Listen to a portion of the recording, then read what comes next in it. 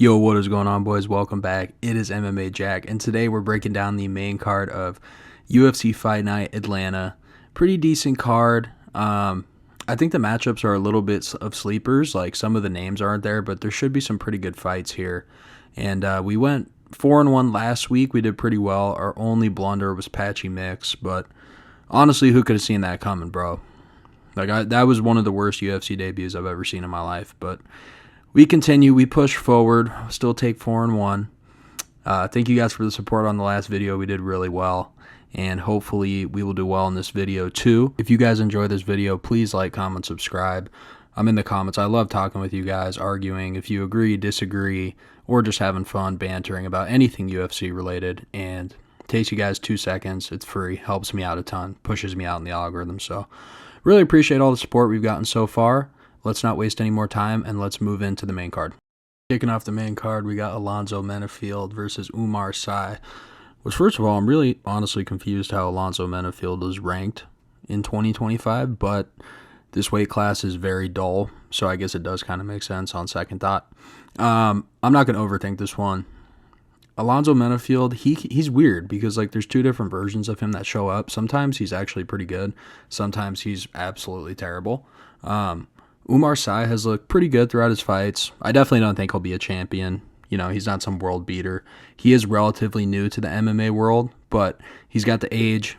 He's basically better everywhere. Menifield might have a little more power than he does, and Oumar Sy does tend to gas out sometimes, which could be a concern, but I don't know. These odds are here for a reason, man. I think Oumar Sy is going to get this one done, probably inside the distance as well. Now, this is another fight I kind of want to overthink, but I'm not going to, because at UFC Seattle, I was there, and Mansur Abdul-Malik, big prospect, collegiate wrestler, and he's got firecrackers in his hands. He fought Nick Klein, who is I guess he's relatively untested, but from the looks of it, total jiu-jitsu nerd. He's got a little bit of power on the feet, but not someone of Mansur's credentials should be struggling with, if that makes sense. And Klein caught him.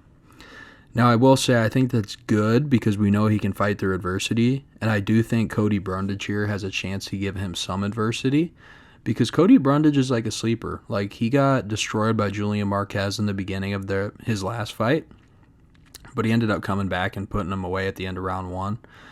Obviously, we all remember that UFC 300 main card placement with Bo Nickel, where he hip-tossed Bo Nickel at one point, but for the most part, Bo dominated him. So Mansur should win this fight.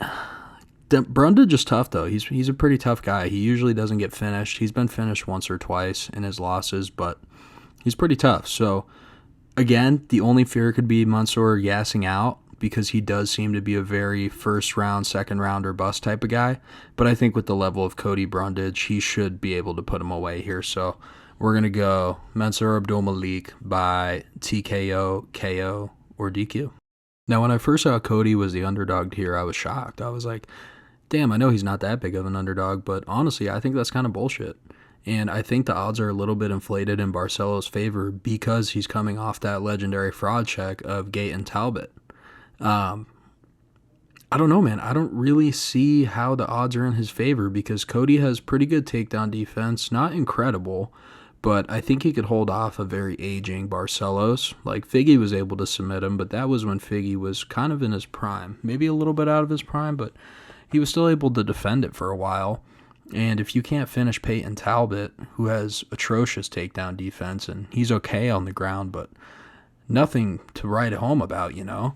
I think Cody can keep this on the feet, and I know it's not prime Cody anymore. It's hard to imagine not prime Cody whenever I predict these fights, but he's still got some pretty good power in his hands, and when he's on, and I think this is a fight he will be on for. I think he clears him on the feet here. Barcelos is not a bad striker at all. Like, he was being pretty competitive with Talbot, who is a good striker, but Garbrandt has wealth of experience in striking, and I trust that he's going to use that. Stay on the feet. He may get taken down a couple of times, but if he can scoot his butt back to the fence, get up, which I think he can, against especially a very aging Barcelos. I believe he's like 39 years old at this point. I think Cody should be able to get this one done by decision.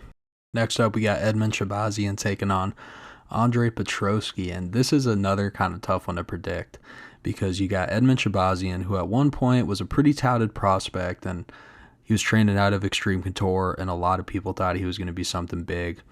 But once the competition upped, I think he was undefeated until he fought Derek Brunson, got finished by Brunson, lost to Jack Hermanson, lost to Imavov, which aren't bad losses at all, looking back at it. He was able to come back with a win over a random bum, lost to Fluffy Hernandez. So basically what I'm saying is Edmen Shahbazyan is good enough, and his kickboxing is really elite. He's good enough to win the fights that he's supposed to win, and when he steps up to competition, he tends to lose. Now, he did lose to Gerald Mearshart in 2024, which is kind of sussy, and that does kind of scare me because Petroski's a very heavy grappler, and Edmen hasn't shown the best takedown defense in the past, but I trust he's going to be able to get it done here. If this fight gets out of like round 2, you might want to live bet Petroski because his strategy is definitely going to be to just lay and pray, but also we're talking about the same guy who knocked himself out on someone's hip shooting a takedown, so it's kind of hard to pick on either of these guys. I'm going to trust in Edmen more. He has the better resume, more talented in my opinion, and more ways to win. Petroski's a little bit chinny as well, so we could definitely see Edmen catch him here and put him to sleep, but we could also see a snooze fest where Petroski is just laying and praying for 3 rounds. But I trust Edmen would be able to get it done. So we're going to go with Edmen Shahbazyan here by either KO, TKO, or decision. So what you guys might not know about this fight, and this is some elite MMA Jack knowledge. You're only going to get this type of knowledge on this channel. That's why you subscribe. Rose and Miranda train together. And I actually didn't know that until a little bit ago, but I found that out. And it's just kind of shocking because usually you don't fight someone that you train with and you're friends with unless it's for a title, but maybe this is for the number 1 contenders match. I don't know, but we'll see. I think Miranda takes this fight, man.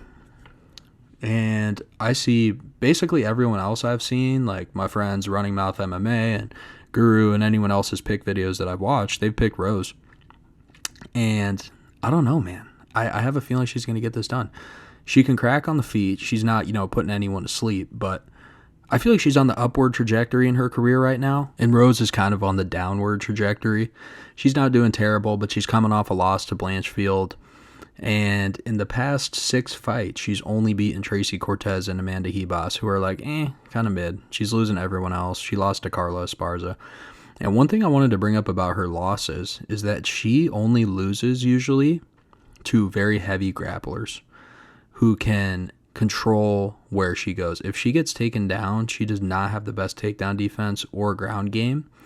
And that's what I see Miranda doing here. If she plays this smart and takes Rose down and ground and pounds her, it's a 3-round fight. Rose tends to do better over 5-round fights.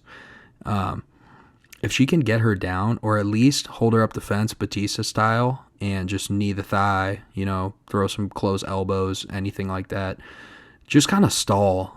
And I really don't want to see that as the fan because it's insanely boring. But I really do think Miranda has the potential to do that and take out Rose. So we're going to go with the upset pick here. We're going to pick Miranda Maverick by decision. And what I'm sure most of you are here for, the main event of the evening. Great fight. We got a clash of styles and a clash of generations here. Kamaru Usman, the OG, the champ, taking on the new blood, Joaquin Buckley, who, before we start this breakdown, shout out Buckley's manager, bro. He's fighting the whole row of unks in the division. He knocked out Stephen Thompson, TKO'd Colby Covington, Dr. Stoppage.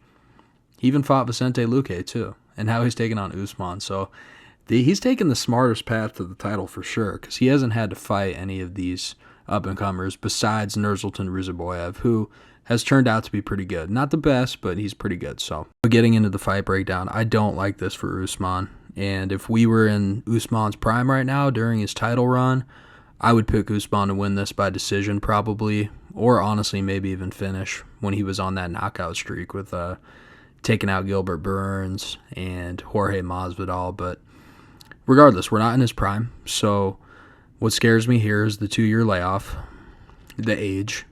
He's almost 40. and the knees. His knees are absolutely cooked. Now, he could pull off a generational comeback and come beat Joaquin here, because although he is on a very good win streak, he is still relatively untested. I know a lot of people are going to get mad at me saying that. But like I said, he's fighting the old guard of the division. I'd like to see him up against a Sean Brady, Bilal, JDM, and see how he does then. I do think he's going to win this fight, probably by KO TKO, especially if he's ripping those oblique kicks that he was ripping against Covington. Because if he's landing those on Marty's knees, man, they're going to disintegrate. Like, it's going to be game over. I'm actually going to be pissed. I'm going to feel bad for Usman if that happens. But Joaquin has the age. He has the power advantage. He's honestly become much more explosive ever since he moved to welterweight. He has these super aggressive takedowns. And even, you know what, Usman could probably get him down because he is an incredible wrestler. But I think Joaquin's so explosive, and Kamaru's like kind of older now. So I think he could pop back up, man. And I think it's going to look similar to the Colby-Covington fight with Joaquin Buckley. But I think Usman's going to do a little bit better than Covington did. And unfortunately, I think we may see Usman retire if that does happen. But yeah, got to go with the younger guy. He's got the advantage basically everywhere except for the wrestling. All physical attributes, he's got the advantage. And I think this might be the end of Marty Fake Newsman. So if you guys enjoyed this video, please like, comment, subscribe. I'd really appreciate it. We're going to be doing a giveaway at 250 subs.